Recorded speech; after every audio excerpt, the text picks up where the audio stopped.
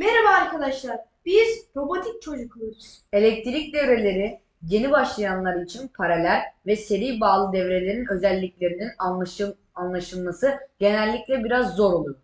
Paralel ve seri devrelerde devredeki elemanların üzerinde akım, gerilim, direnç gibi sayısal değerlerde bağlı olduğu devre yapısına göre değişiklik gösteriyor. Örneğin bir seri bağlı devrelerde birbirine seri bağlanan elektrik elemanlar üzerindeki akım değişmezken gerilim değişiyor. Paralel bağlı devrelerde ise bu durum tam tersine olup gerilim aynı değerde kalırken akımlar bölünüyor. Sistem şu şekilde çalışıyor. Şu an tasarım aşamasında olan deney tahtasıyla paralel ve seri bağlı devreleri simülasyonunu kolay bir şekilde yapabiliriz. Aynı şekilde tasarladığımız Scratch yazılımı ile bunları bilgisayar ortamında yapabiliriz.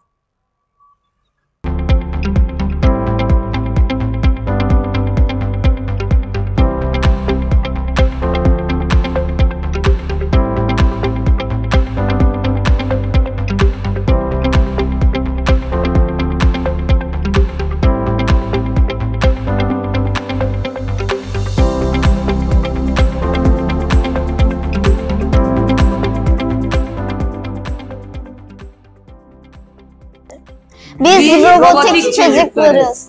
Biz Geleceği şekillendirmek İstiyoruz.